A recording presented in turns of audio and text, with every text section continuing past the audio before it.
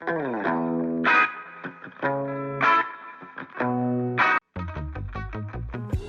to the Modern Hippie podcast, where we'll be exploring all of my favorite boundary-pushing people and topics surrounding consciousness, psychedelics, mental performance, functional medicine, living in alignment, and so much more. I'm your host, Barrett Perlman, a former pro wakeboarder turned body worker, energy healer, and well, a modern hippie.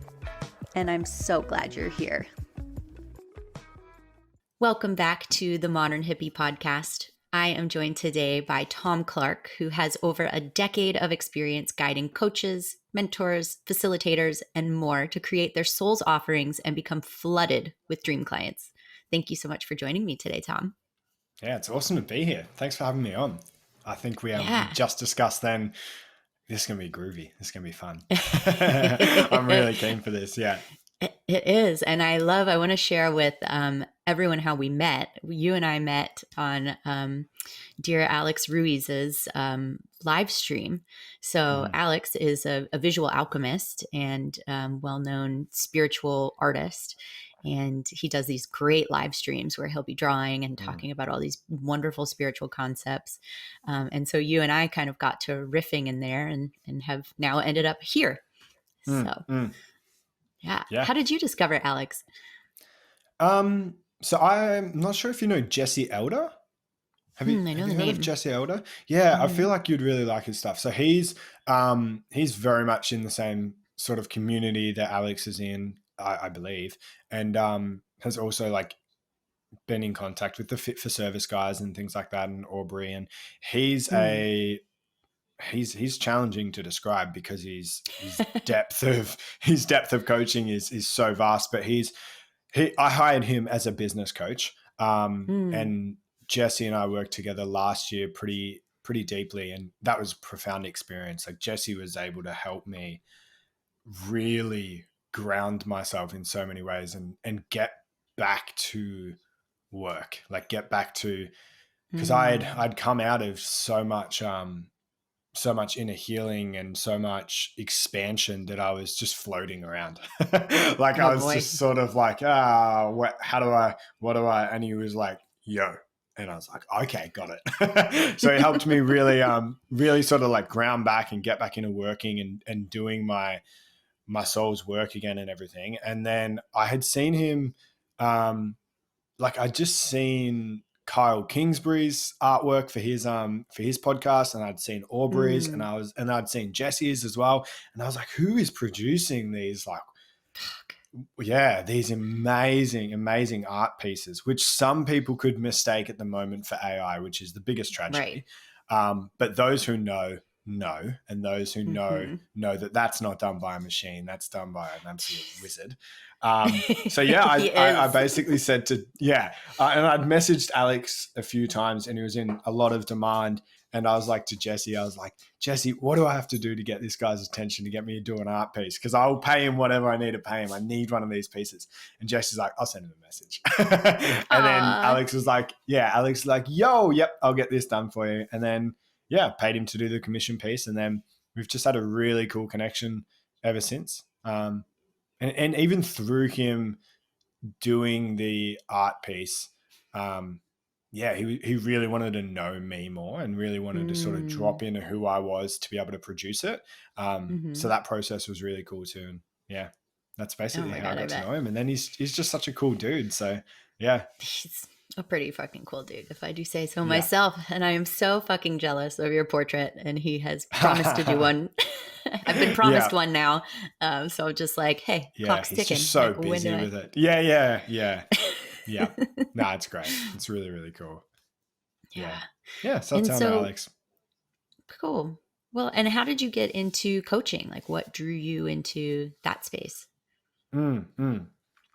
So, it rewinds, like the full story rewinds back to, if I started the later years of school, I was not a good student at all. Like I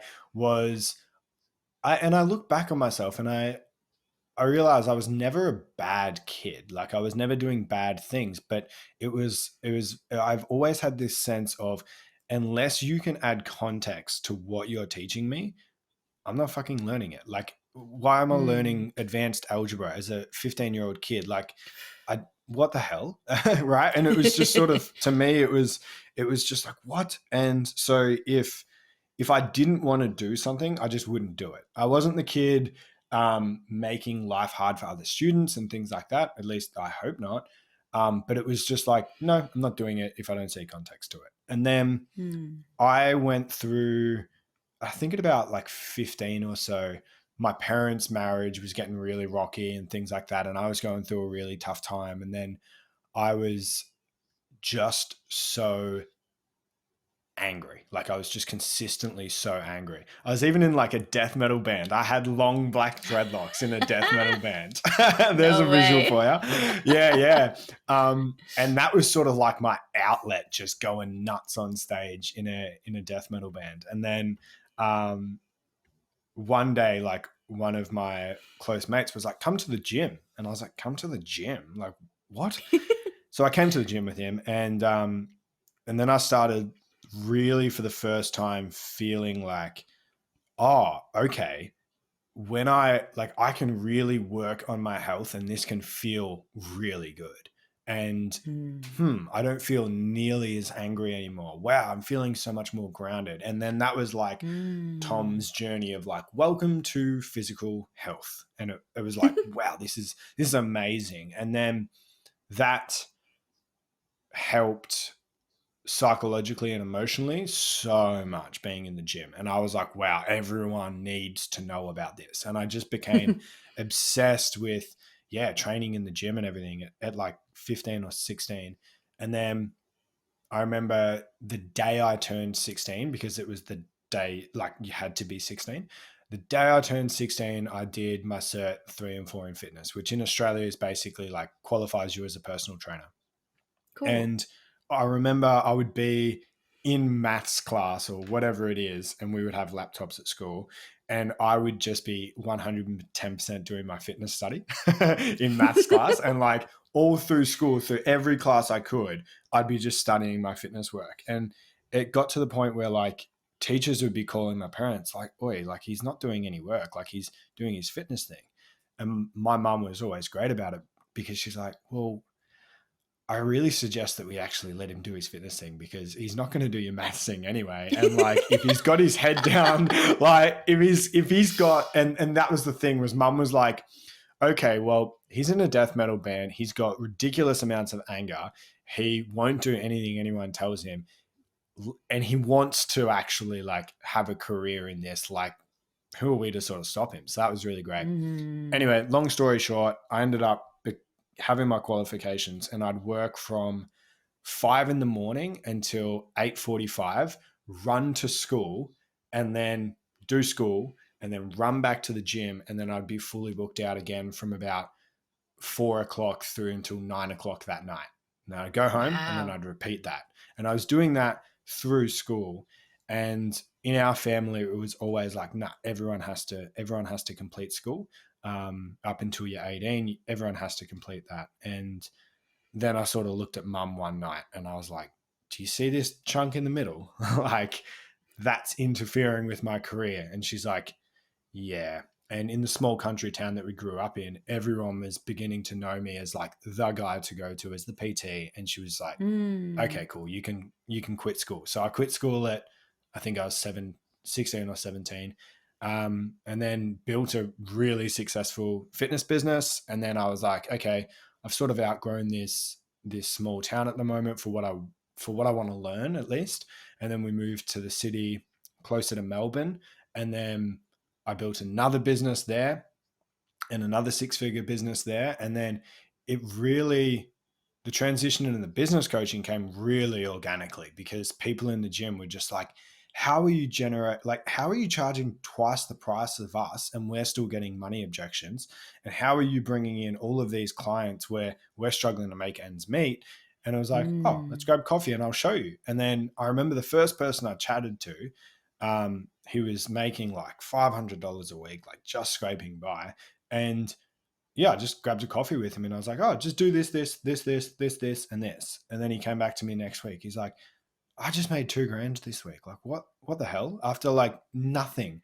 And I was like, oh, okay. And then I ended up hiring my first coach to tell me really like all quote unquote all that coach really told me was like what I already needed to know, which was like, hey, why don't you charge for that? Like, that's clearly where your journey's going. Because it got to the point for me where I realized that coaching people in fitness, the fact that it was fitness really didn't matter to me at all. Like, what I was really enjoying was like, I'm helping people thrive and I'm helping people reach their potential and really become unstuck. So after a while, I sort of lost the enthusiasm for like teaching people how to deadlift or teaching people how to squat. Like, it started to feel really mundane. And I realized that it was the business side of things that I'd really started to love.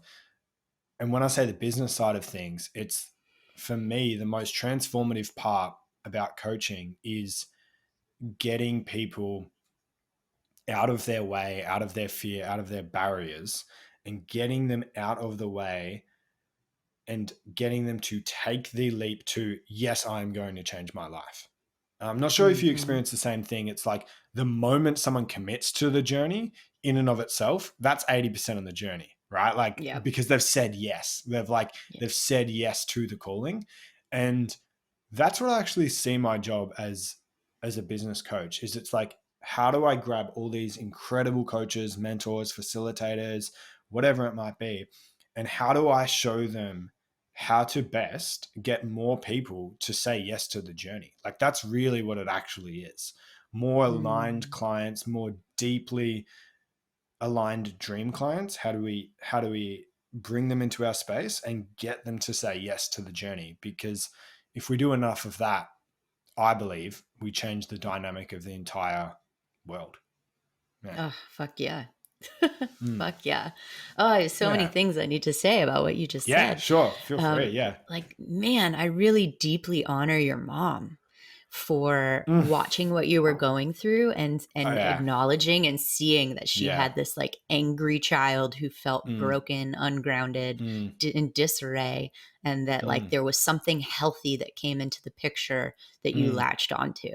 And I would hope that that would be every mother's dream, to like see a child in distress and to see something healthy come into their life and to go, you know what, if the traditional in the box stuff isn't working for them, then like, let's get rid of it and let's focus him on this journey that is going to lead to a healthier, happier child. So like, yeah, thanks for reflecting that, because like it's hit me emotionally, even like it's hit me emotionally massively now, because it's like, damn, there's no single moment where I become more wise and then don't have even more respect for the way my mum brought us up. Like, fuck, it was world class, hey? Like, world class. And it just like baffles me. I'm like, because she's so funny, because she's got no idea about the personal development space or anything like that. But I'm like, okay, how can you have no idea about this whole conditioning thing, this whole like childhood, how do you have no idea about any of this, but you nailed it? Like, it's so funny. Like, I'm like, boom, boom, boom, boom, boom. Like, you nailed all these things. Like, how did you do that? And I think she's just in tune to like a deep intuitive wisdom. I think it is. Like, I think she's just in tune to that. And it's been even like, I've been in tears many times now, because the only thing that I perceived was that she was incredible. The only thing that lacked was, I guess, the like loving nurture, right? Like she wasn't very cuddly. She wasn't like, there wasn't like soft tenderness. But then I like had my heart blown to smithereens when I first saw my sister's she's just had her first child, and Oh, cool. that's the first like actual grandchild for my mum. And then I saw, like, I was over and I just saw my mum like scoop up this baby. And how's this? She just goes straight away. She just puts her thumb like right on the third eye and just starts And I'm like, what? And I'm like, huh? And she starts humming. And I just watched that and I was just like, whoa. And I was like, I can't wait to have kids because of this. Like, I was like, wow. And then I saw that. And then a week later, I was on a flight out to Adelaide and I dropped into a meditation. And it was just like, I was like, oh, I just had this feeling of like, no, this is going to be a meditation. And I was like, okay. And then it was like, just watch us. And then my mum came up and I'm like, why is my mum coming up? Like, I feel good with my mum. And it's like, watch. And I was like, oh, okay, cool. So I just like watched this visualization unfold. And it showed Percy, which is my nephew, my sister's son. And it showed him like being touched on that third eye and being hummed to and everything like that. And I was like, cool, where's this going? And then all of a sudden it was like, boom. And I woke up as a baby when I was a baby. And it was this like undeniable reminder. She did all of that to you as well. Like, and then I started like experiencing it and like, no, they're like, the spirits were like, no, we're not showing you an example. These are memories. Like, and I could crystal clear see exactly where I was as like an absolute baby. And she was being so, they're like, yeah. She just stopped doing it at like 8. But like, you got all of that. You just don't remember. And I was like, wow. So yeah, I have endless respect for her. Hey, like just incredible as a mother. Yeah. I do now too. Like, shit, everybody take your babies to see Tom's mom. Yeah. And the funniest thing about it is that she's just oblivious of it as well. Like she doesn't know. She's like, yeah, I just did what I thought should do. I'm like, super tapped in, Mom. Yeah. That's so I actually incredible. say that like if I was, because we didn't come from money, we were never given money. And I really love the fact that in that sense, I was so self-made. Like I never had any backups or anything like that. I really jumped out and did it myself. But I sort of do say that like, if there was any form of a silver spoon that I was given, it was like just solid parenting. Like that was my leg up. Yeah. Nice. I think it's interesting to identify, like, as we come into these bodies for our soul's journey, that we've kind of pre-picked a set of circumstances, and you know, you've given yourself that leg up where it may be, so that you can also have like hardships and trials and tribulations in other areas. Totally Last agree year, with that. Yeah. last year I did a deep dive into my relationship with my dad, and it was one of those things where like a lot of psychiatrists had kind of gotten into my head about like, oh, well, your father lacked like this deep intimacy for you. Like he just threw money at you to go do all the things, but he didn't have all that quality time and stuff. And I had kind of latched onto that narrative, and you know, for a while was only speaking to my dad every few months. And but last year I took a psilocybin dose and was like, you know, everything's really good right now. Why don't I dig into something? And I was like, let's dig into my dad. And immediately, like, the floodgates opened and I was just sobbing. And I was like, but what am I sobbing about? And my body was like, I don't know. Like, no specific memory. And I'm like, that's so interesting. There's usually a specific memory. And it took me days to like repack back in the tears and to become a functioning human being again who could go to work, because I was just sobbing for days. I was like, what have I done? Put it back together. And 3 months later, I went and saw my dad at one of my stepbrother's weddings. And I just had this like grandiose epiphany in seeing my dad with his wife and with my stepbrothers, that like my dad is one of the greatest humans ever put on this earth. And that if I didn't feel a close connection with my father growing up, it's because I didn't allow for that. It has had nothing to do with my dad, who showed the fuck up in ways that I wish everyone got to experience with their parents, even though mine were divorced. And I had this beautiful re-understanding that started with that plant medicine, and that took 4 months to finally get the answer that what I was letting out was just pent up energy around it. And so I got those tears out, and I got to re-see my dad in this new, improved, beautiful light, where even one of my stepbrothers was like, Barrett, when it comes to dating, like, you're fucked, because look at your dad. Like, he's such a gem of a human being. He's like, you're fucked. That's funny. Yeah. So I love too that, as you get older, you're able to reflect on your childhood and growing up, and even reframe and re-see the things that maybe when you were 18 or 19 years old, like, you thought about your childhood. And now, I'm 36 years old. So the way that I see my childhood is different than I did a decade ago and 2 decades ago. And yeah, it really brings about those important lessons and reframes. Yeah, for sure. That's awesome.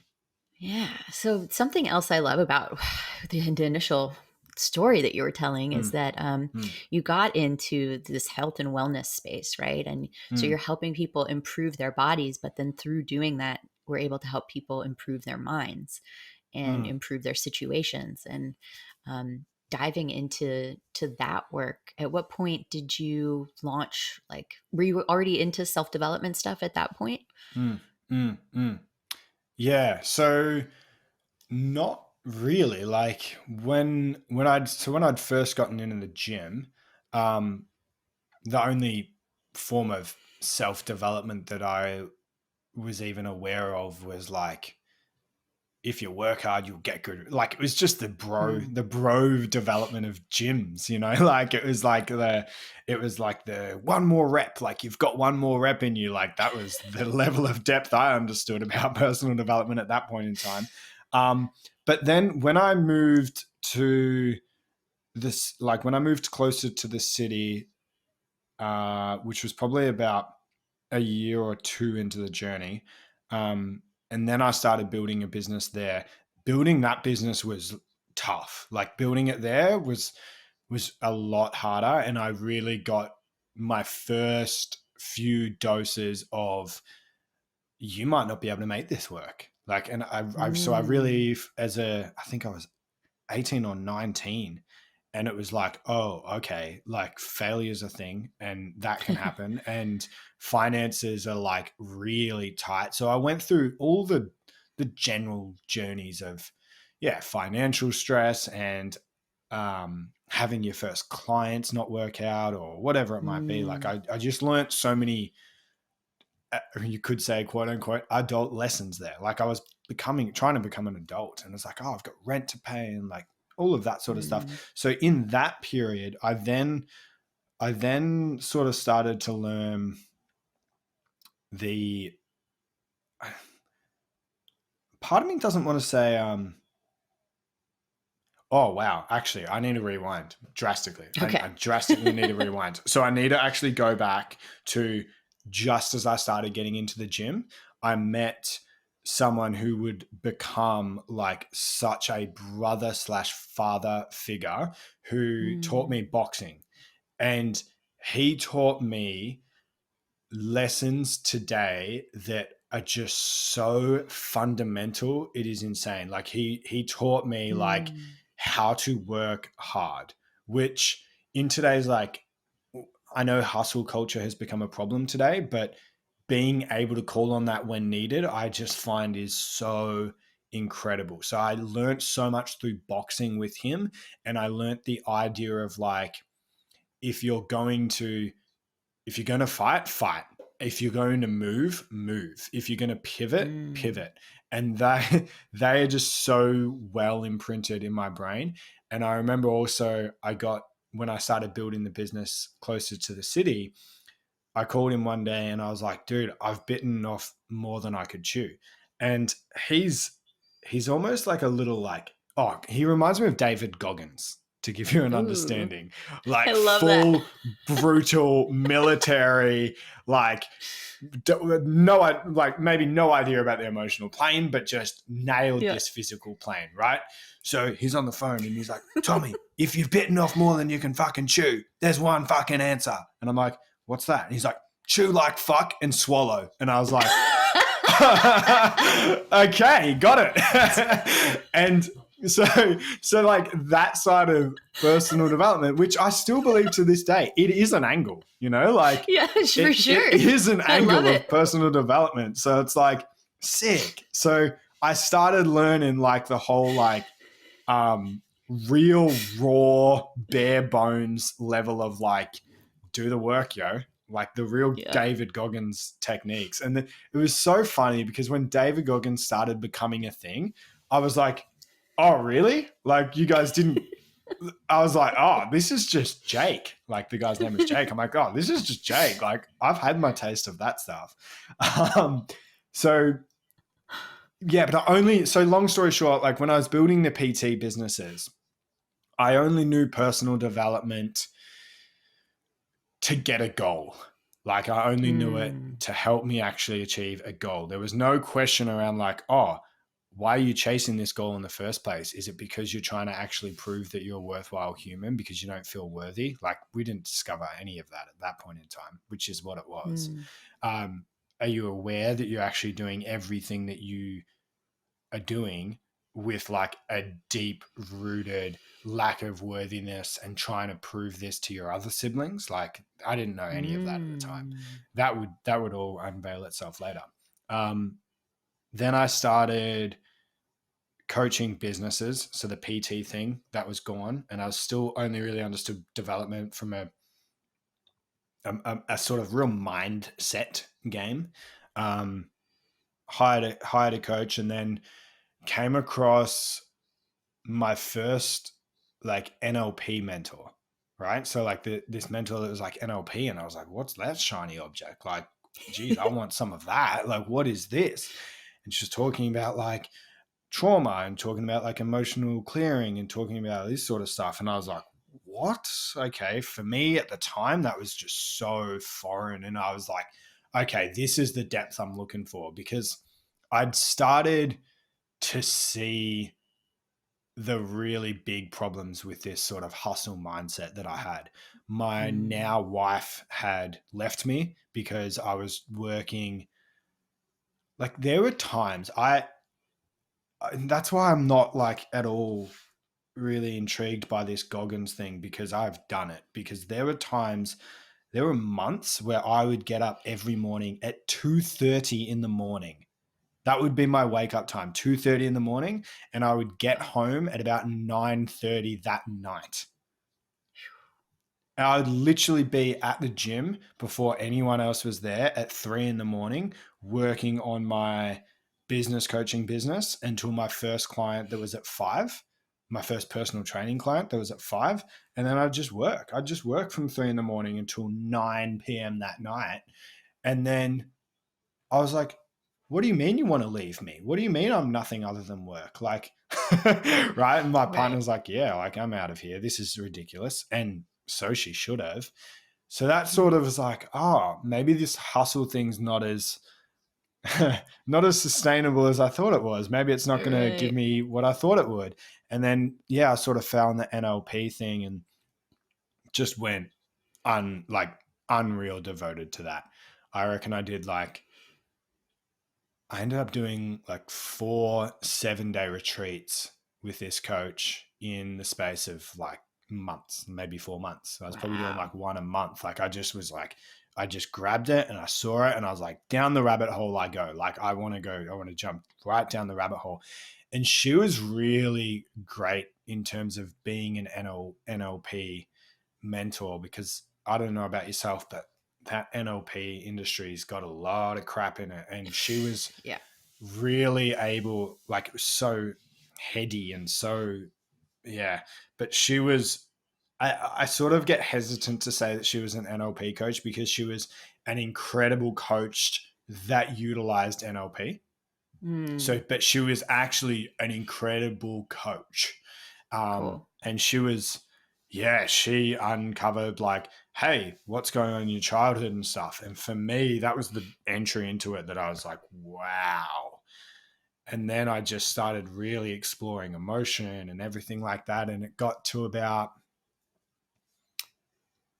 yeah, I did all of those summits and I realized that while I'd explored all of this stuff, it hadn't really like somatically shifted.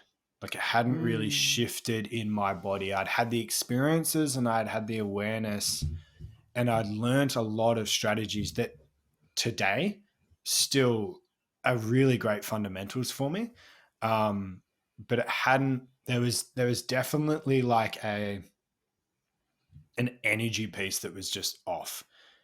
And through all of this experience as well, I'd been meditating consistently and I'd been connecting to spirit and I had been doing that. I definitely had been connecting to spirit and I was convinced that there was something outside of this physical realm and I was convinced that this reality was a three-dimensional projection of what's actually going on internally. And like, so I was aware of all of that sort of stuff, but there was this missing piece that was like, I guess this missing piece of not just intellectually knowing, but like in my bones and in my being, knowing that there is another realm to this, that there is a spiritual Mm. side to this. So I took mushrooms and found out. Yeah, Oh, basically. now Yeah. you're So then, now you're talking my language.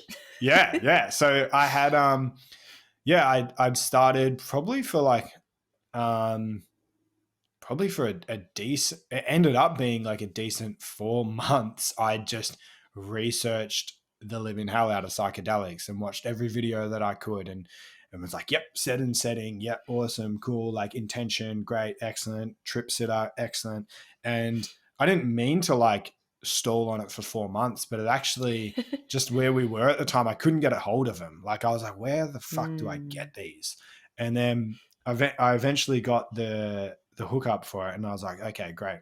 And at this point in time, my now wife had really caught up on the personal development journey. When I first started doing NLP, she's like, "You're in a cult. What the fuck? You're not even speaking English." Like, and I get that now. Hey, like it's like when you yeah, when you don't understand it, it's like, what the fuck's wrong with this person? She thought I was going Yeah. insane. And Especially that eventually, spiritual like self-development I, community. I'm yeah. so also willing to identify that once we get in the lingo and we understand what it Oh, means and yeah. we It's drop like, you're an deeply alien. into, yeah, to Mm, anyone who doesn't understand, like, and it's like, mm. but you could, oh my gosh, we could just identify this and this about your week and you can drop in a different way, and Yeah. now there's love instead of discomfort, and or Yeah. And to discomfort's even someone that doesn't know beautiful. that, it's like, what the fuck's wrong with this person?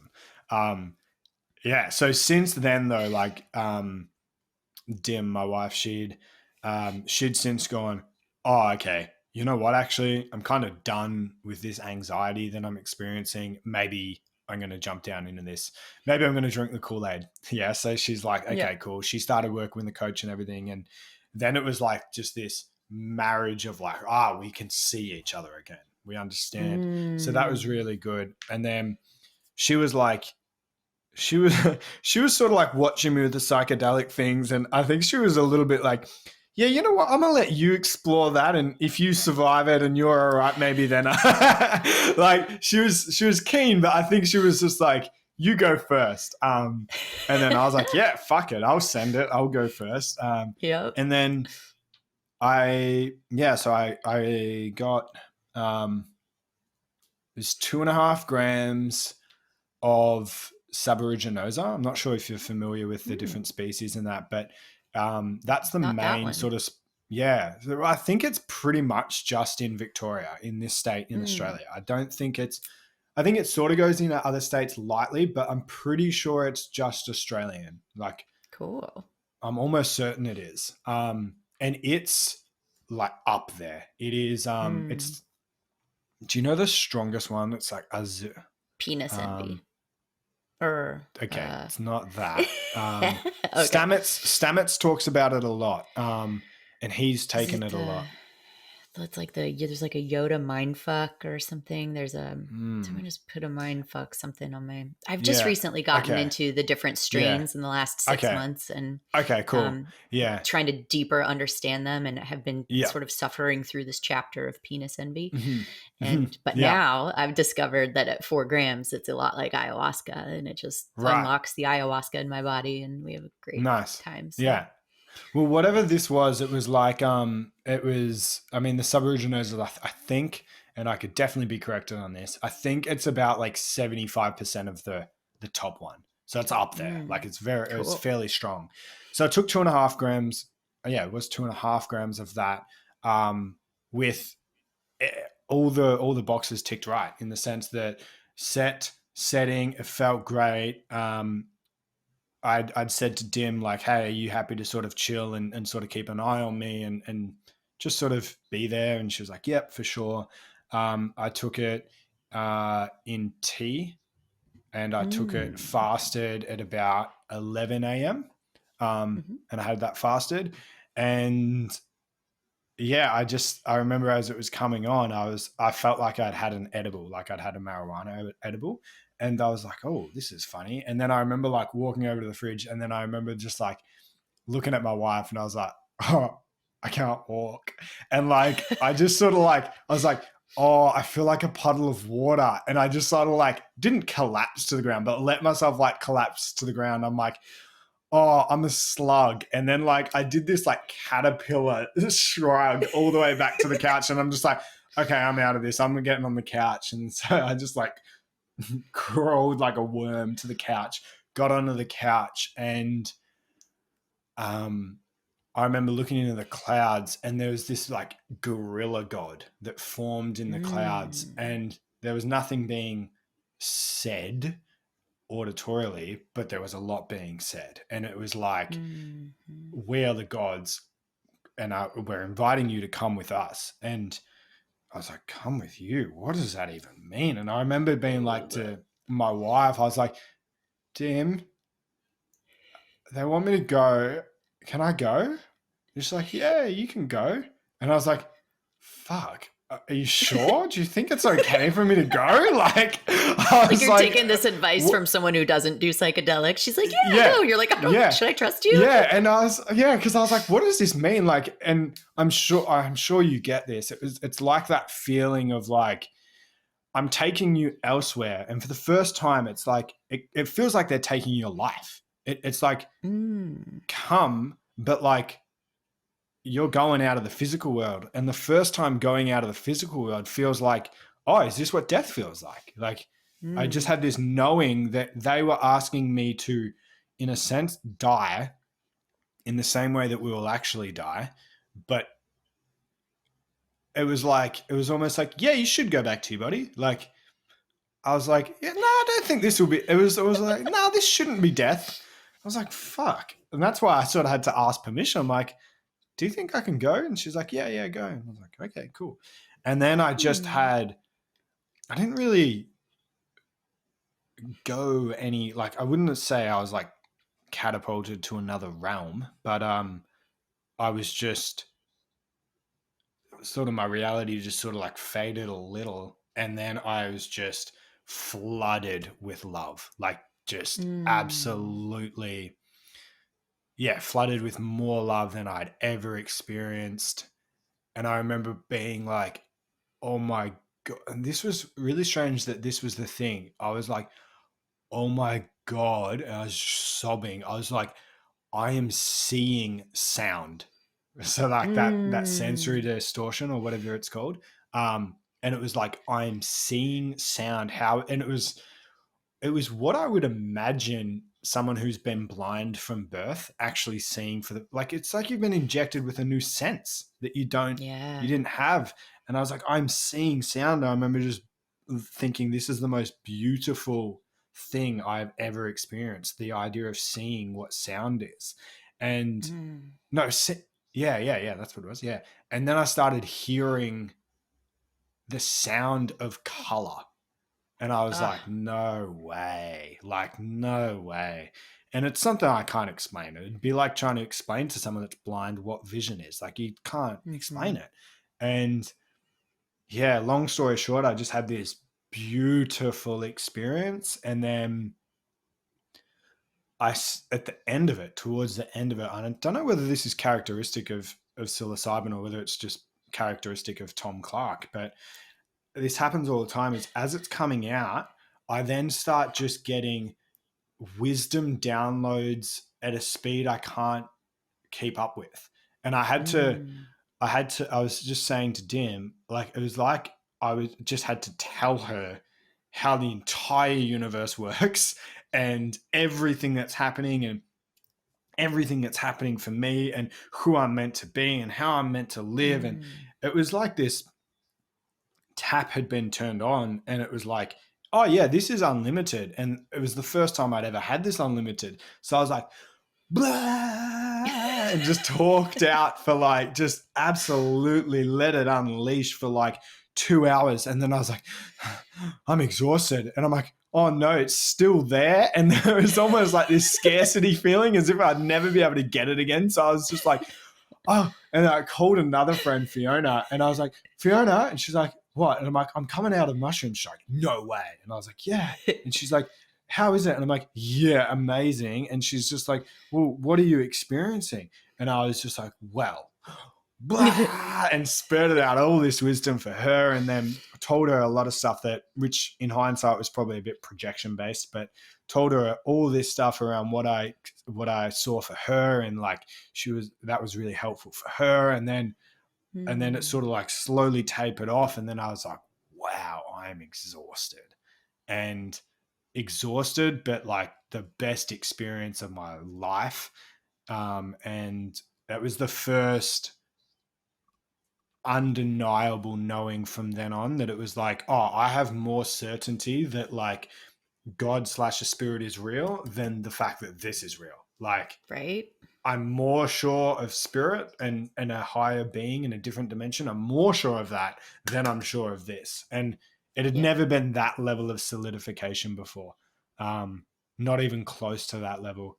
And I didn't have any challenges at all. I didn't have any challenges integrating. It just all made sense. And it's like, yes, this is a veil, but that's cool. Like this physical reality is sort of and I was like, yeah, I was cool with it. And that was the first experience. Just nothing but perfection. Yeah. Oh, fuck yeah. I mean, what a beautiful mystical experience to have. And then to just get that download of all that wisdom. There's something that happens to me as well. I don't know to the same, like in the same large capacity that it happens in yours. But like for instance, the other night I did a cannabis and ketamine journey. And I go deep into the K-hole, which is sort of like when you take a lot and then you're kind of, walking is inadvisable and you just kind of lay there and wait and you dive deep into consciousness. And what happens when you pair ketamine with a plant medicine, it becomes a really intelligent tool. So now you're separated from your body, floating around as pure consciousness and getting the intelligent lessons of a plant medicine. And what happens for me then when I come out of the deep depths is I start to have more coherent thoughts and I start to get these powerful downloads. So like as a body worker, it usually when I pair cannabis with it, I get these incredible downloads on the way out of like acupuncture points on the body. And I don't do acupuncture. And this last time it literally put like a 3D model of a human in front of me and laid all the acupuncture points on it for all the different systems. And I was like, I'm never going to fucking remember this. But it was like, just understand the overall lesson. And the overall lesson was like how the different systems flowed through the body, why the points were spaced out the way they were, what sort of gridding they fell in on the body. And I was like, fuck, okay, this is fucking sweet. Okay, I should know this stuff, I guess, you know? And so I think a lot of people kind of get those brilliant downloads, depending on the medicine. And just what a great share about your first experience. Have you kept up with mushrooms? Yeah. So I then I've probably had maybe 8 experiences as a whole. Funny enough, I'm really curious to hear your thoughts on this, but so I had that one experience, and then maybe like a month or so later, I did like a small, so I figured out, Australia, so I got to be careful what I say. Okay. Anyway, I wanted to test a batch, right? So I was like, Mm. oh, okay, cool. So I tested a batch, and I was like, I'm just going to take enough to just test, to just see how this is. And so I did that, and I ended up having like, I don't even think I had a gram. Like I think I had like zero point 0.8 of a gram. And I took that and had the weirdest experience. Like I call that entire session stretch, right? Because I took it and then I laid down and I was like, I'm not taking much, so I'm going to need to really like intentionally drop into this. So I really like, I went to bed, lights off, everything, and just like meditated in. And I got Mm. like absolutely shot in a different place. And I got into this place where I couldn't stop stretching my body. But then Mm. I'd stretch like this, and I would the entire experience, like I was convinced that as I'd go like this, I'd stretch out like 300 meters. Like my body would just Ooh. like expand. And I was in this realm of like just being able to stretch and like bend myself in half. And Yeah. I couldn't stop, like I would have sounded so psychotic, but I couldn't stop talking either. And I would have like all these different voices take over my speech and everything. And I'd be like, oh, it feels so good to stretch. And then I'd just stretch my body out massively. And then I was like, what is going on here? And then it ended up being just this really cool experience of like interconnectedness. And it ended up being an Mm. experience where I was like, the not just the knowing, but the experience of we are all connected. And I also saw like an image of myself being formed out of like a cloth. And then I was like, as this cloth being like formed out of like this web almost, I then saw my wife and I was like, hmm. And it's like, you guys are connected. And I'm like, of course, duh. And it's like, sweet. And then it's like, it showed everybody else connected as well. But then it showed like a bird's eye view, and it was like this sheet of like interconnectedness, and everyone is the sheet. Like everyone is just Mm. an experience of the exact same like web of consciousness.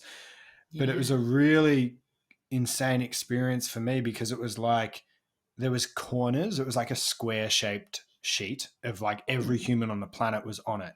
But I was at one corner and my wife was at the direct opposite end. And it was just Mm. this incredible experience of like, you guys are the, like, because we've been together since I was 15. Like, we've Wow. never really even been with anyone else. Like, it was just, we've just had this insane connection and somehow grew through all of it together. And it was just this, like, yeah, undeniable connection that we are each other's opposites or whatever. And that was really, Mm. really cool as well. So I did that, and then I took, I had my second like official proper sit down, let's go. And I took a, like 2.75 grams or something like that. I was like, I'll go a touch more, but that felt right. And that was like hell.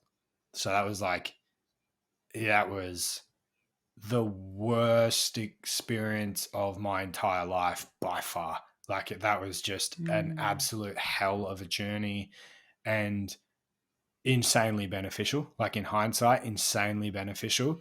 But it really scared me, to be honest. Like I was very hesitant to go anywhere near that again. Mm-hmm. And the reason, like, I'm happy to sort of elaborate on bits if you want, but Yeah, the please the tell me long more. Tell me more about the challenging parts because okay, I cool, think cool, cool. the So most challenging journeys are often the ones that we learn the most from. I mean, definitely. your first one was so impactful, but Mm, there were, mm, I'm sure, profound depths to yeah. what you integrated afterwards from the Mm, challenges. yeah. Yeah.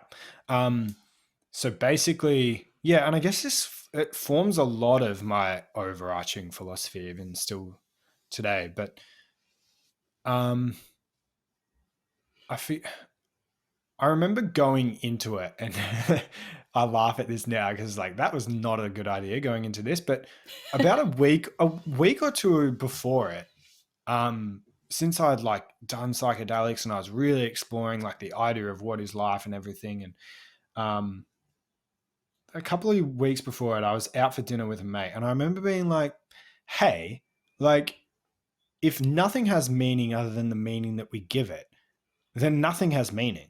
And he's like, "Yeah," Mm. and I'm like, "But that's not cool because, like, what?" So, and this is just an example, but I was like, "So what? I could just pick this knife up and stab this person, and it wouldn't have any meaning? Like, that's fucked. I don't want to live life like that." But Mm. that kind of is what it is. It doesn't have meaning. And he's just like, yeah, but that would have meaning. And I'm like, not unless I gave it meaning. And I was just wrestling with that like a little bit. I was just like, I don't understand this. And I disclaimer, I certainly wasn't considering stabbing anyone, but it was just the idea of like I could do something outrageous, but it would only have the meaning that I would give it. And little Right. did I know, I took that straight into this trip. And I took the Mm. idea of like nothing has meaning other than the meaning that we give it. And I was like, what does this mean? And it's like, it means what you want it to mean. And I was like, so it means nothing. Yeah, correct. And then I was like, but I want it to mean something. Okay, therefore it will mean something. But it doesn't mean anything. Okay, then it doesn't mean anything. And I was like, wait, hang on. And I just looped it. Like it was just this Mm. paradox that I couldn't like let go of. And I remember Mm. in the trip, the gods or consciousness or whatever you want to call it was like, no, no, no, just let this go and just watch. But I didn't have the let go factor yet. So I couldn't let it go. And then I just saw this it's really interesting what it was, but I was just immersed in this vision of this.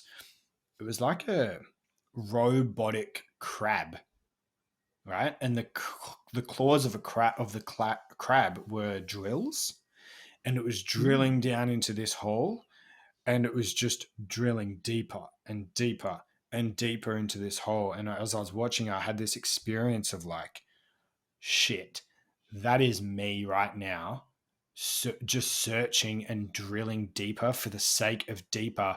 And then I looked at the crab, and it was the fact that it was a robot was representative that it had lost all soul, all meaning, all purpose. And Ooh. it was like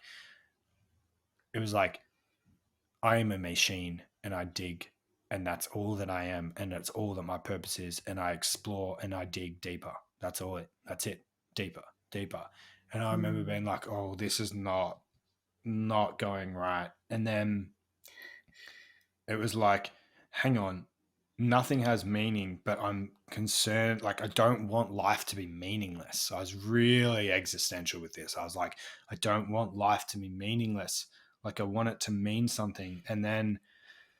Um, and then I just had this like vision that I couldn't get out of. And I was like in this place that I couldn't get out of, which was where I was seeing myself as like this, like archetype of like the psychotic. And I was like laying on my bed, pissing myself and shitting myself and not eating, being IV fed just to be kept alive. And I was like, doesn't Mm. matter. Nothing has meaning anyway. It doesn't have any meaning if I shit myself on the bed. It doesn't have any meaning if I just sit here. But like really at the end of the day, none of this stuff has meaning. Like nothing has meaning, nothing has meaning, nothing has. And it just was beyond it was beyond emotional. It was way worse than an emotional experience because there was just this sense of nothingness, like absolutely. I remember I'm like, I want to, more than anything, I want to feel something right now, but I wasn't able to feel anything through this trip. And I experienced like, okay, you think feeling bad is bad. try feeling nothing at all. Mm. And that was just so much worse. And I remember feeling like, wow, that sucks so much more.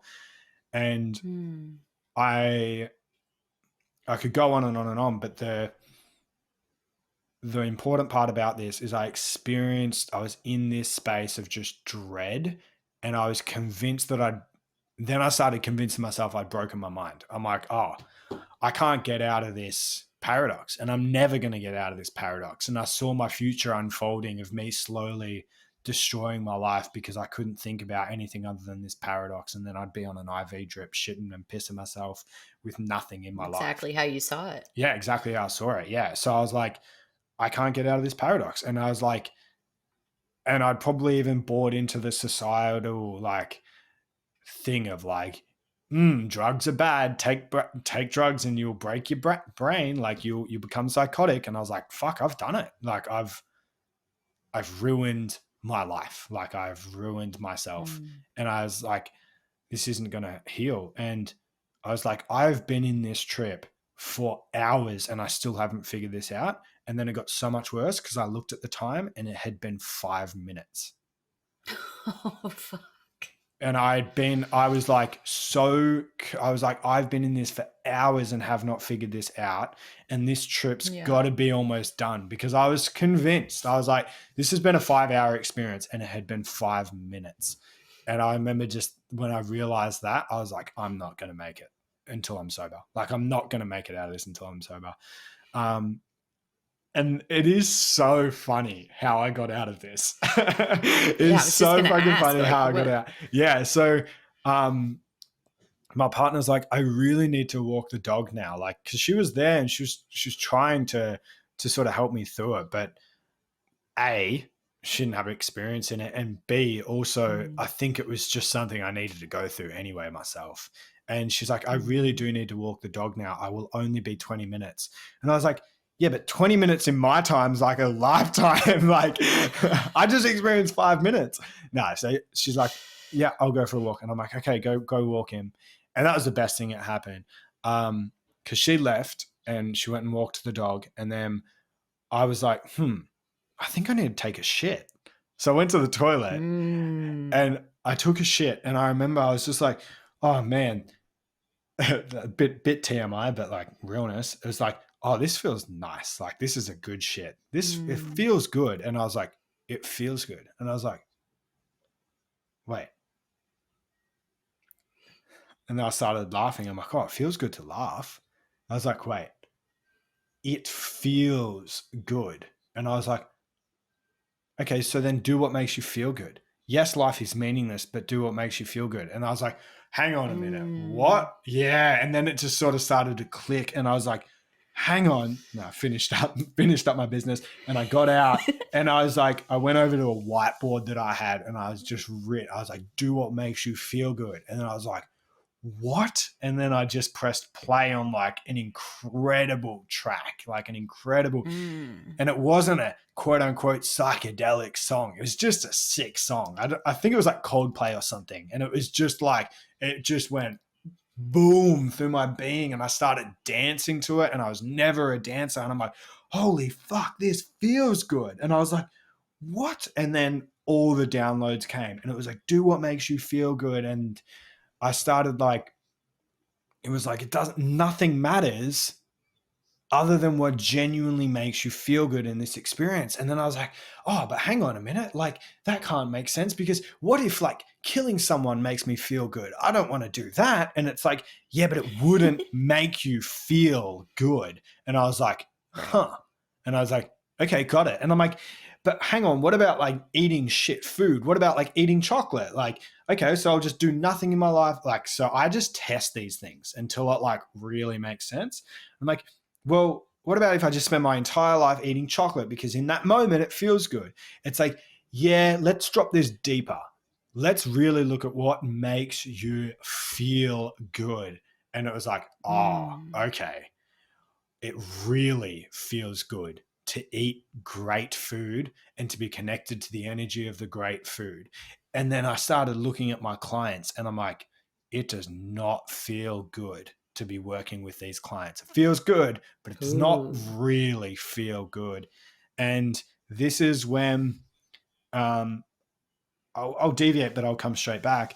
At the time, I was not even like, I think I was like 19, and I had secured 250 grand a year of income through the business model that we had. And it was locked in, Fuck contracted. yeah. It was reoccurring rev. And I was like, epic. This is so great.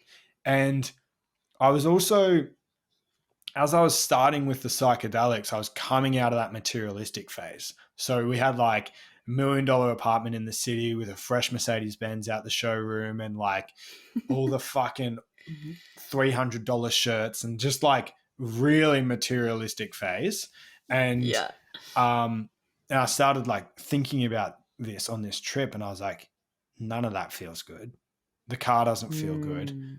The apartment is okay, but the reason why we really have the apartment, which is to brag, doesn't feel good. Right? Like, Yeah. and all that sort of, that ego really started to fall apart there. And yeah, I was like, this does not feel good. And I was like, why does not working with these clients feel good? And it was like, because all these fucking clients care about, all they care about is making money. Like, that's it. They're only with you because you're teaching them how to make more money. That's it. And they don't actually care about, and there had been a lot of like little red flags that showed me they don't care about their clients. They don't care about getting results. They care about what they get from their clients, which is money. And then it was sort of like, hey, Tom, if you've attracted all those clients, well, there's your mirror as well. You're that to an extent too. And I was like, fuck, this doesn't feel good. And it's like, and that offering that we had like 250 grand tied up in, which was 99% of our income, and we'd built a lifestyle that pretty much relied on us making that much money. And more painfully, I'd built the quote unquote like success that people knew about. So it was like, I felt like I had to uphold that. Like, you know, I'm a coach, like, and I've done it, and I can't fail. And where was I going with that? So yeah, I'd had that, and it was like, okay, that offering was called the Pride, like Pride of Lions, right? That was called the Pride. And then I had also ran a couple of programs called the Transformer, which was a 5-day summit where we deep dived on the mindset side of things a lot more. And we really focused on teaching people how to create really high value offerings that were, my philosophy was like, we're creating offerings that are just stupid amounts of value that changes lives on the deepest level that no one can say no to, because it's everything that they need. And then, so in my moment of the trip, realizing what feels good, it was like, this Pride doesn't feel good. This Transformer feels good. But we weren't making any money off Transformer. And it was more so like an upsell into the Pride. And long story short, I got out of that trip, and after learning 1,000,001 lessons, that week I decided I'm shutting down the Pride. Like, I'm shutting it down. And on a switch of a dime, I destroyed everything that I had built intentionally. And I decided, you can either live life with love in your heart and with integrity of following what you're actually on this fucking earth to do, and focus on Transformer, because that's your path. You can either focus on that, or you can keep lying to yourself by running something that's not actually deeply aligned to you. And I remember in that moment, I said to my wife, I was like, I have to let you know that I would rather us be on the fucking streets homeless than for me to continue to do something that is not the deepest pursuit of my heart. So we're going from 250 grand a year in income to nothing. Sorry, but I have to. Like, we got to do it. And I did. So I just cut it all. I just obliterated it all overnight. And we were left with, I think our minimum expenses was something ridiculous, like $1,800 a week. And we were left with $300 a week coming in.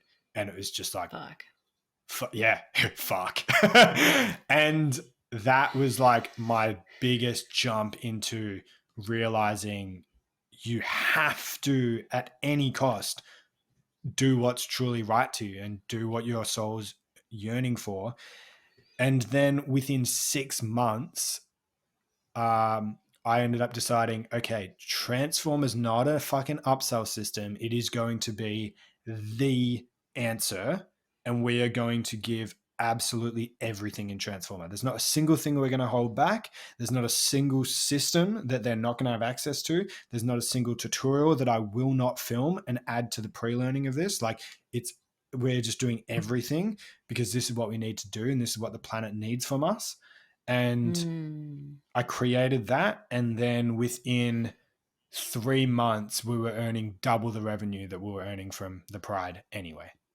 So, and the revenue was, I can genuinely hand on my heart say, we didn't even focus on the rev. Like, it was just like, oh, we can eat. That's also a cool bonus. Like, yeah. Yeah. Yeah. What a beautiful, just account of your most challenging plant medicine experience turning into one of the most profound experiences of your whole life. And I think that you've just done a fantastic job of articulating what I'm always trying to relate to people as well, which is just that, like, just because the trip itself is challenging and uncomfortable and makes you feel like you're losing your mind, or makes you cry, or makes you feel these quote unquote negative emotions, doesn't mean that you're not going to learn so much from it. And doesn't mean it's not going to have a massive impact on your pathway going forwards. And I love how you took that. I mean, I love that the message was basically honoring your full fuck yes. And learning to embody that and to now drive your life with that knowledge. Like, sign me up for that trip. Like, if it's uncomfortable, it sucks in the moment, still sign me up for that. Like, I just honor you. Fuck. Yeah. Thank you. And so I hope more people turn to the medicines. I mean, I'm always enjoying guiding them to it, but it's usually everyone's individual choice and what feels good for them. And they're not for everybody, but I would wish them upon everybody. There's two things that I feel like I have to make sure are said on this episode. So I'll dive into them really quickly, and then we can just sort of flow from there. But the other thing I was going to say was, yes, the most challenging ended up being the best. However, and maybe this is just, maybe you have a different perspective on this and you're very experienced in it, and I'd love to hear if so. However, I feel like that needs to go with like a layer of caution, because yes, it was the worst trip, but I put it back together so beautifully. However, I had a lot of awareness, grounding, and an incredible environment and group of people that helped me put that back together as well. Like, there was by that point when I had that hellacious trip, I've learned a lot since then and become a lot more wise since then. That was 5, 6, 7 years ago or so. But even then, I still give credit to myself to go, hang on, I had a really great overarching understanding of how I worked as a human, and a really great sort of, like, I wasn't just sending it. You know what I mean? Like, there was and I still, like, if that had to come up before, like, without a set and setting, like, if that had happened without like a set and setting and deep respect for the experience as well, like, I still went into it deeply respecting the experience. And I just think there are so many reasons, there are so many opportunities how that could have gone really, really fucking bad. And I think like, even it did end with this like explosive, beautiful experience. But then for the next week, there was still some significant things that I had to iron out. And I had friends that I could call upon that were experienced in psychedelics as well, that could help me integrate it. And this is, Mm-hmm. I guess, sort of like a tip of the hat to what you do, which is like, to at least my understanding, which is like the support model through these beautiful experiences. I just think Yeah.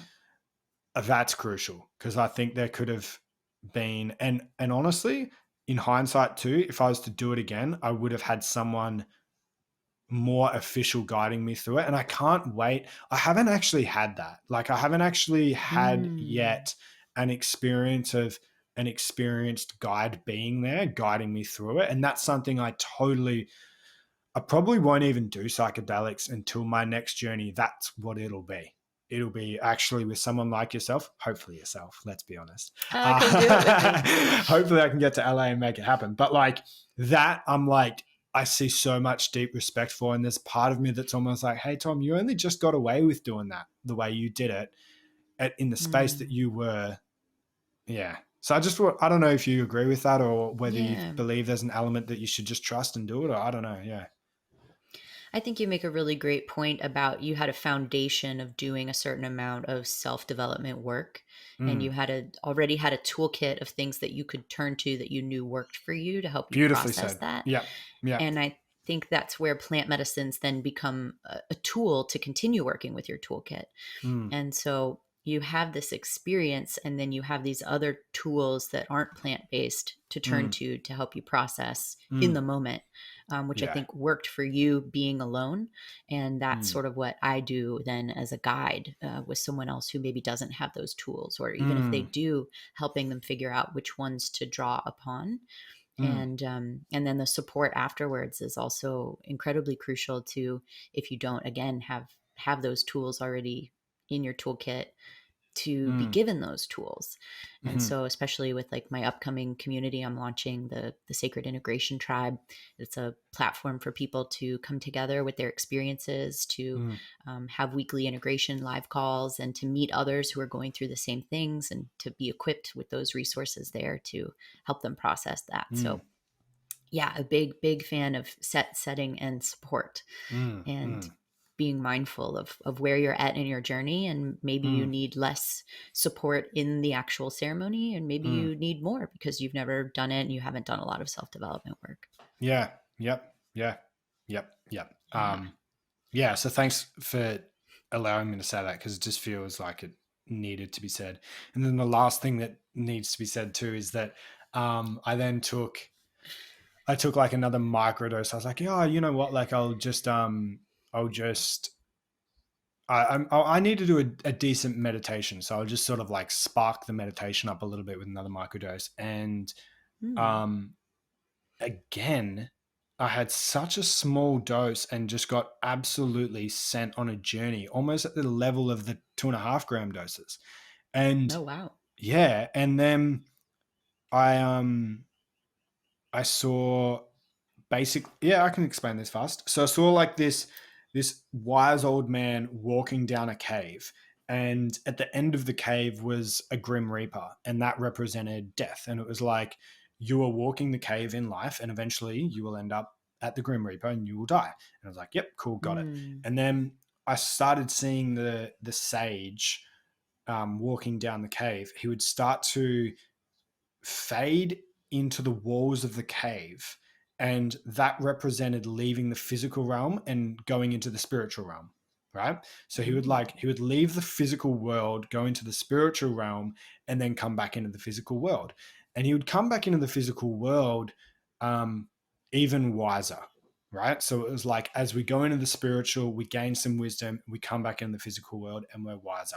And then Hmm. what I started to see was he would leave, and this is a huge message that I was talking to you about earlier, is I think that there's so many people who l- disrespectfully leave the physical world and don't come back to the physical world, because this is my experience anyway. I started seeing the sage leave the physical world, go into the spiritual world, and time was always still progressing as this was happening. So he was, each time you'd go into the physical, spiritual world, he was still like progressing through the cave of life.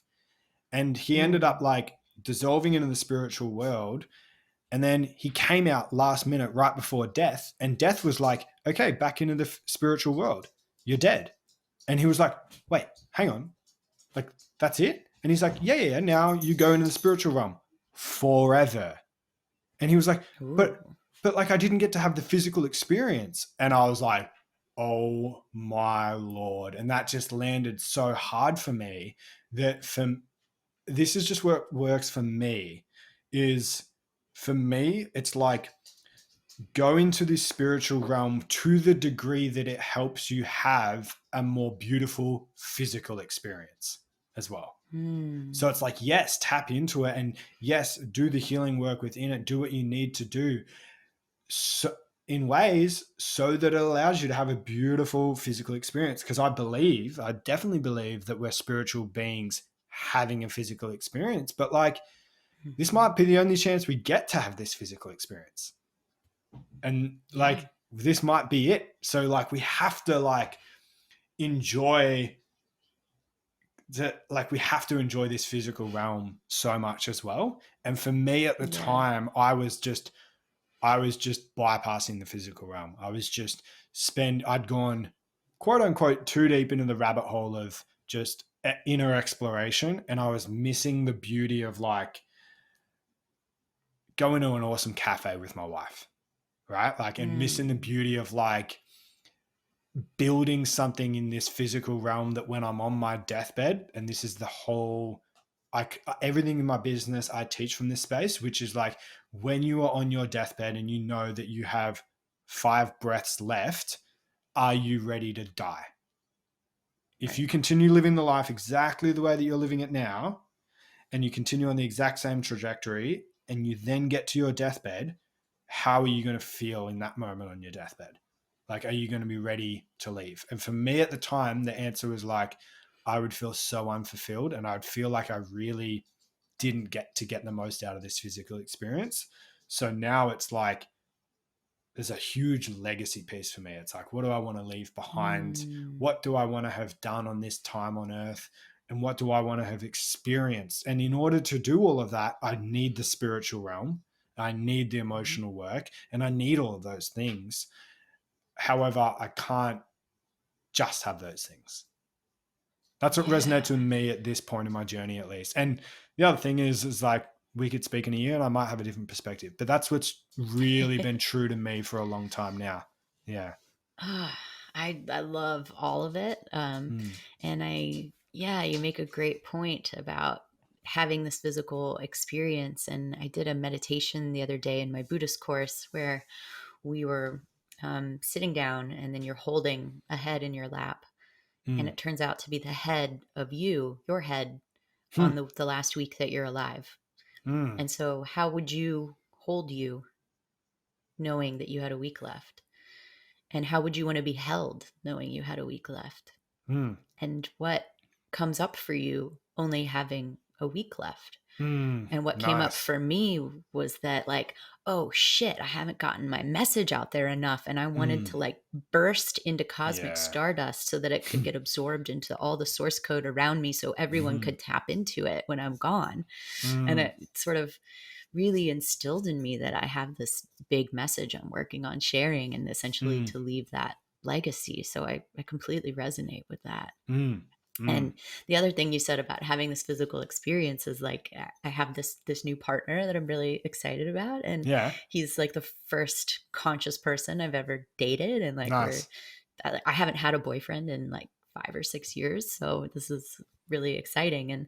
But we had some challenges in the last week navigating each other's attachment styles. And I tend to be anxious attachment. And so as I get ripped out of secure and into anxious, I'm going down this rabbit hole. And so I threw in some psychedelics to help me kind of process what was going on from a different lens and a less attached emotion. And I ended up seeing us as just like these 2 people in this cave together, having this life that we're building, and then taking my experience that I was having and like running away from him out into the world with it, and kind of like spinning around like a Tasmanian devil to like embody the lesson, to embody the reality, and like smother it all over me as I'm crying and sobbing and learning all about it.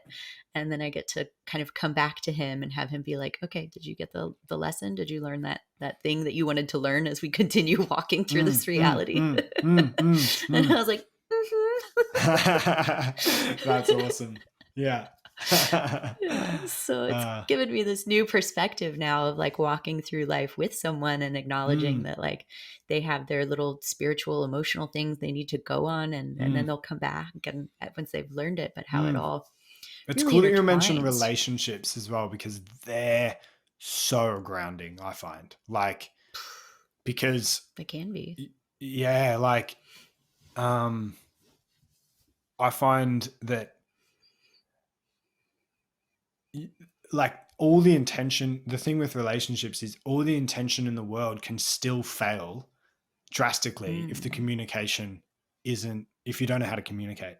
Like and communication is a physical world thing. It is something that comes out of our body. Like, you know what I mean? Like, and I find that that's, if I'm sort of getting like an inkling that someone that I'm working with is finding it more challenging to navigate this physical world than they are the spiritual and the emotional world, because we get a lot of people that come to us like that. They're like very in the healing space, very in the whether it's psychedelic and spiritual, or whether it's even just deep emotional work and breath work and all of these beautiful modalities. And they will come to us and they're like so deep in it, but they're like, I can't manifest anything physically. Like my business, no matter, despite my intentions, is still not happening. And another big sign for me is that their relationships are starting to crumble as well. Because interesting. I see it so often. Hey, like the relationships are starting to crumble because it's almost like they've become so introverted and like not introverted, so internal. And then it's like everything else just around them slowly starts to sort of fade off, despite really good intentions. Because I feel like with relationships, there's just a level of like confrontation of what is in front of your very physical eyes that sort of needs to happen as well. Yeah. Yeah. It's like that beautiful mirror. And Yeah. to be with someone. Yeah. It's such a mirror. Hey. Oh, it's such a mirror. That's like one thing that I've just found.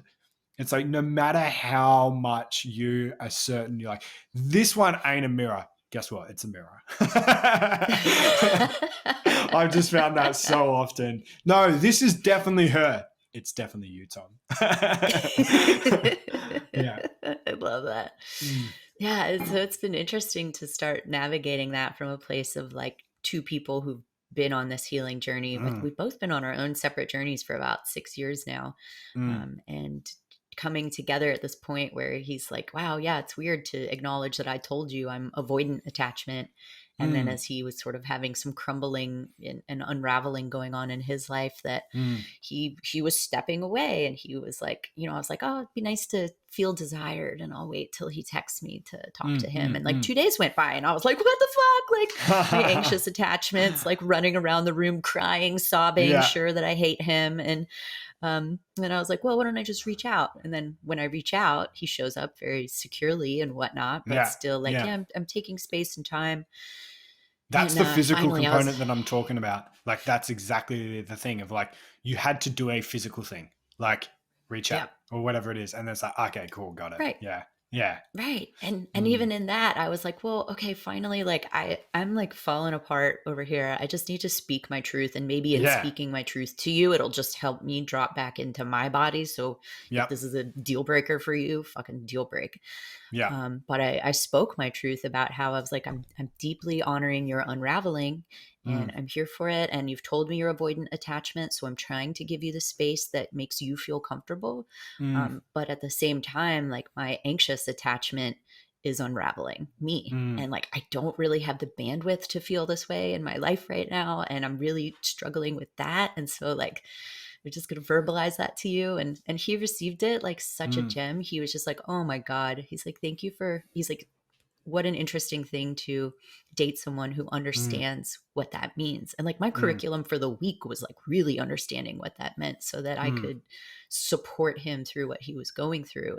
mm, Um, and he was just like, yeah, please call me out on my shit. You know, like if you find mm, me doing that, like I don't want to do that. And I'm also willing to acknowledge that that's my attachment style and I want to show up more securely and I want you to mm, feel more securely. And like, so it turned into something really beautiful. That mm. I like to call that kind of work curriculum.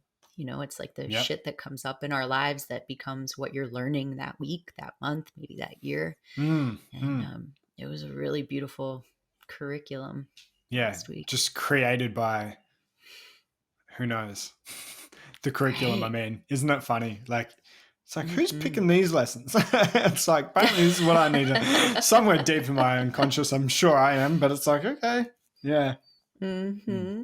And that's what I love about, you know, the clients that we work with is helping them to see the curriculum in their own life and mm. helping them to identify those challenges and what they can learn from them Oh, and how that's they a, can I'm not sure how much you've take those spoken on that, tools. but as you said that just then, I'm like, that is an epic message. Like, Mm.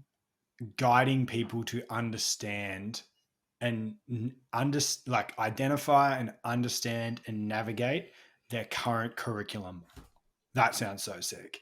That sounds Yeah. so sick. It's like, because how many people are like experiencing challenges, but they're like, what even is this? It's like, why is Mm. this happening? What is that happening? What is this happening? It's like, because maybe you're in the season of da da da da da. And then it just becomes so much clearer.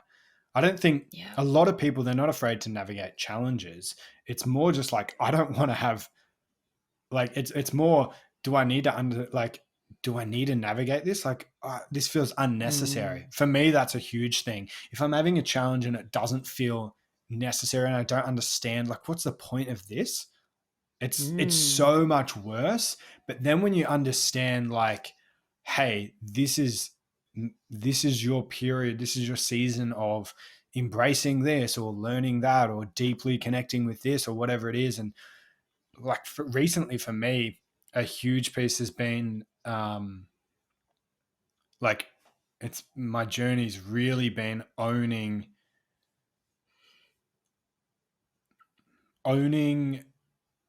the results that we're actually here to get people, like really owning the results that we're Mm. actually here to get people. And I think there's a bit of like there had been a bit of sort of like after sting of when I was really just focused on making people money for the sake of money.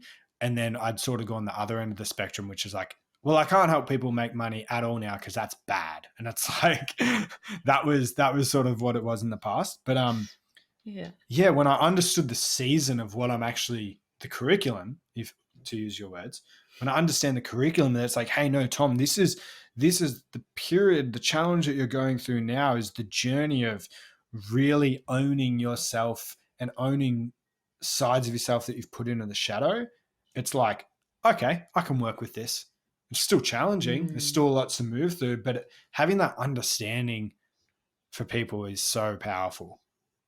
Mm. Yeah. And what I love about understanding that too is it gives you a chance to sit in a different frequency while you go through it.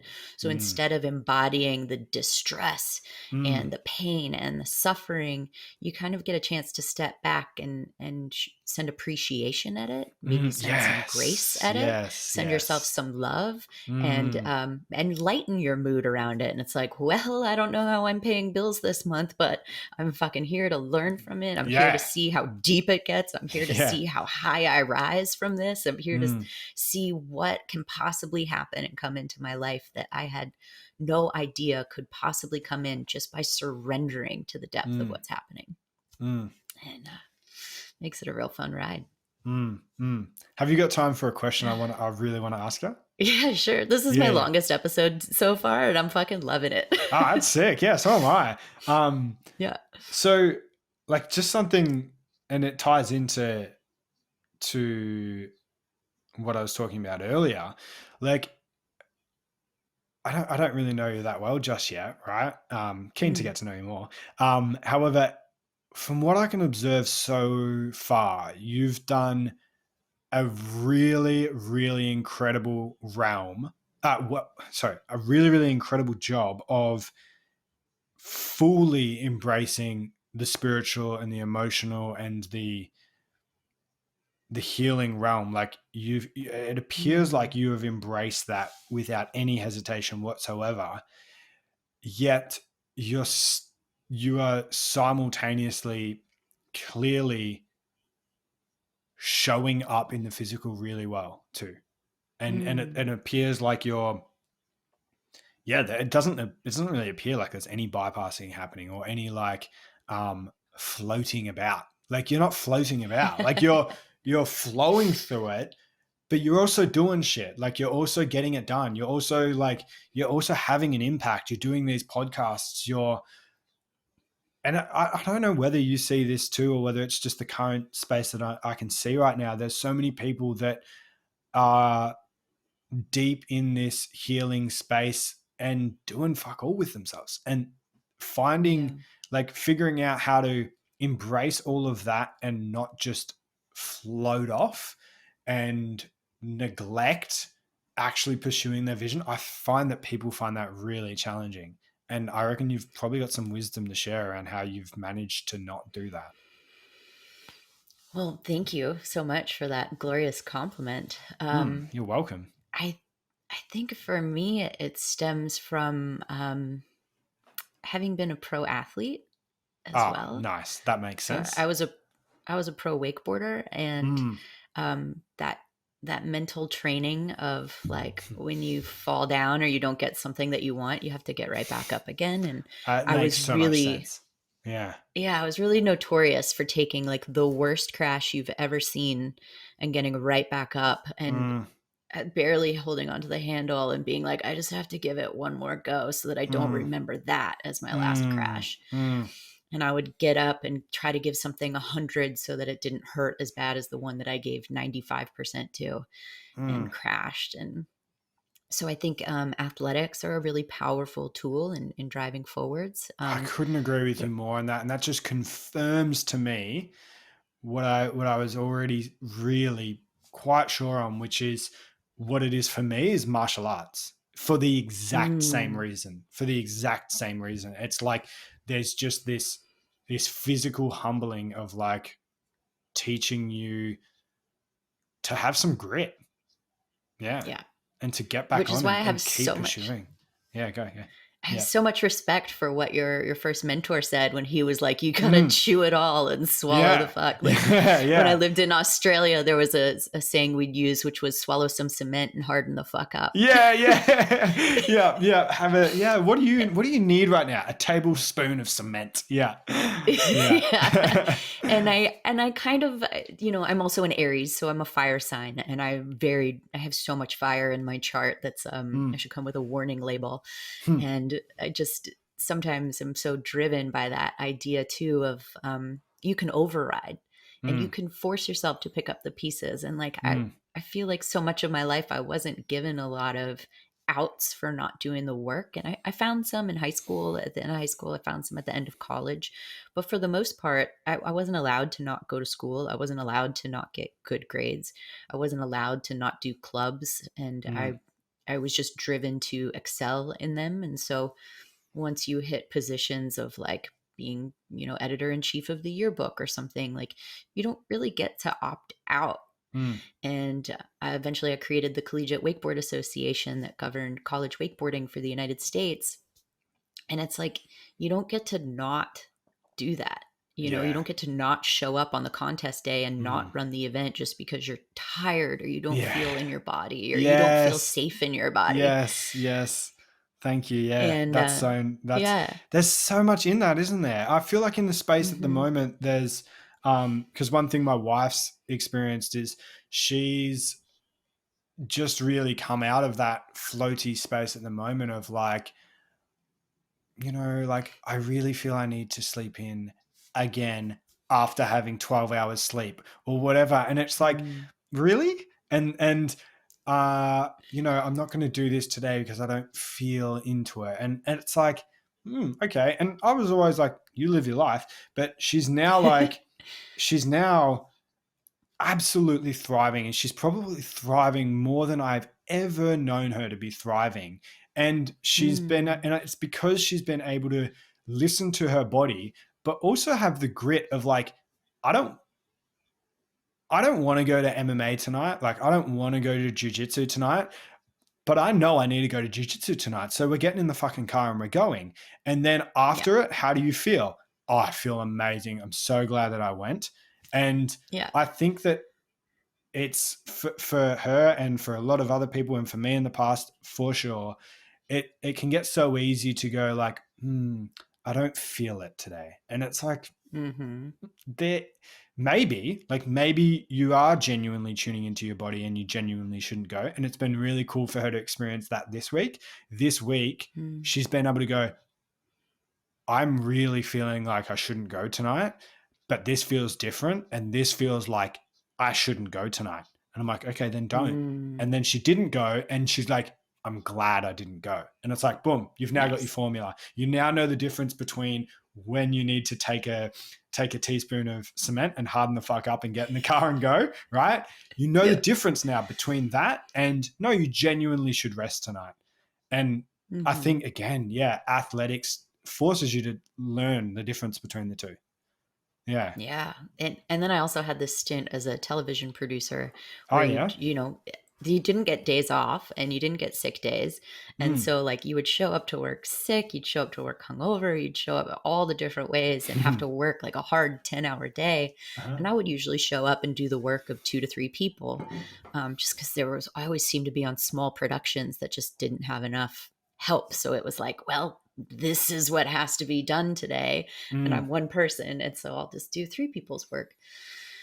And I'm just now actually, sadly, as a healer, learning to tap more into my own flow and give myself more grace of maybe I need to sleep in today, and maybe I need to go to bed early, and maybe I need to not honor the commitment that I made where I said I was going to meet some friends for dinner, and that's okay.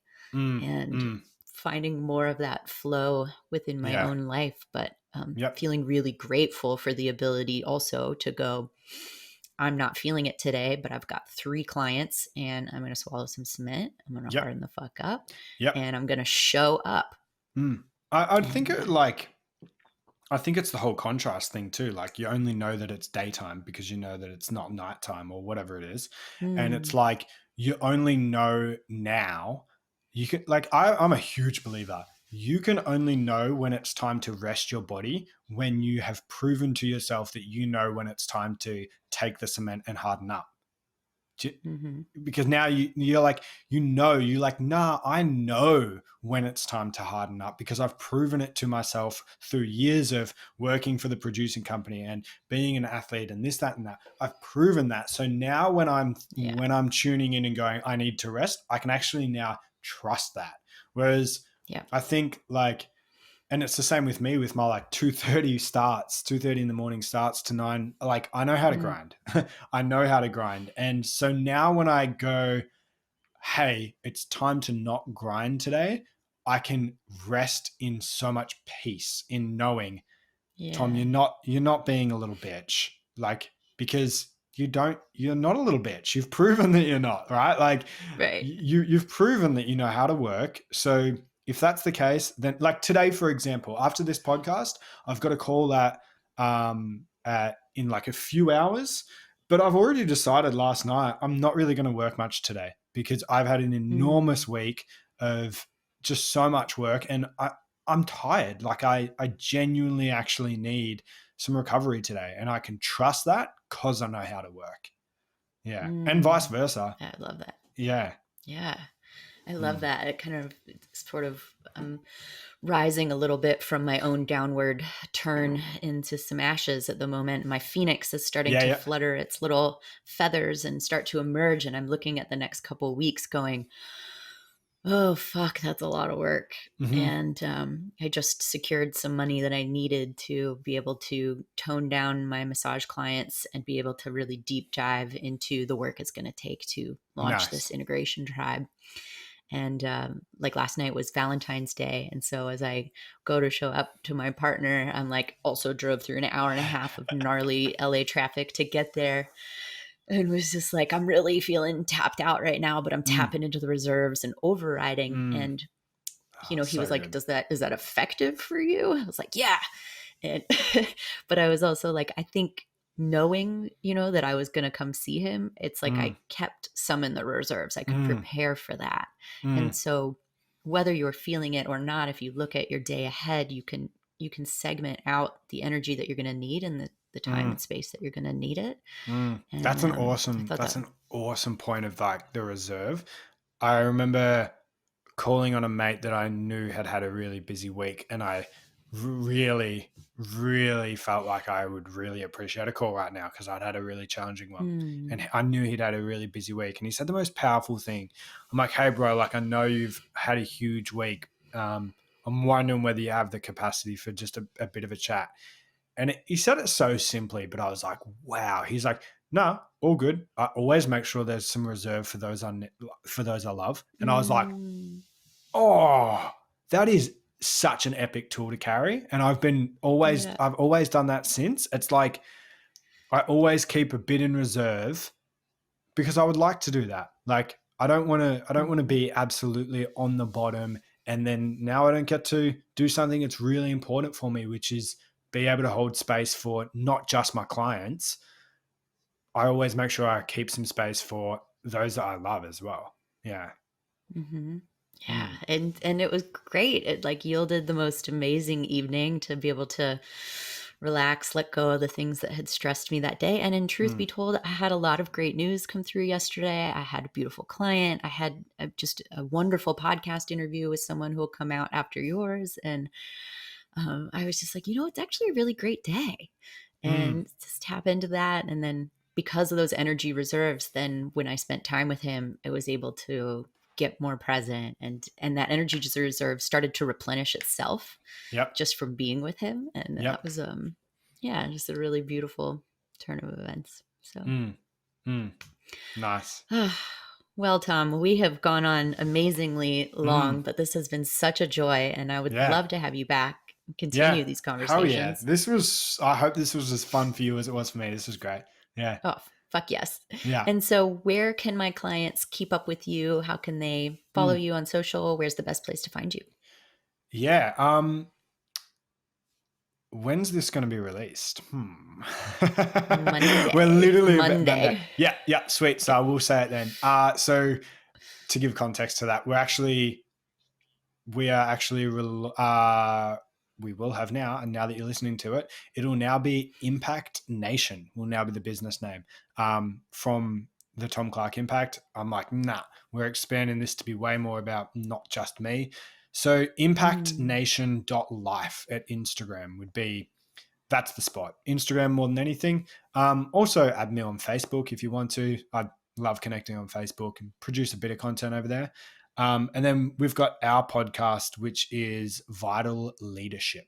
And we're back to doing an episode every single day. Very different to this in the sense that it's an episode every day, but it's just a short, sharp 10 to 20 minute nugget. And it's sort of just designed to like, just listen to this when you do your morning walk or something, 10 to 20 minutes, download some wisdom, and then keep getting after your day. So Vital Leadership and impactnation.life. Yeah. Perfect. Well, I'll have those all linked up in the show notes. And thank you so much for joining me today. This has been an absolute pleasure. Yeah, likewise. Thanks for having me on. It was awesome. Yeah. Thanks so much for listening. If you enjoyed this episode, please subscribe and review this podcast wherever you're listening. I'm so grateful to have you on this journey with me. Until next time.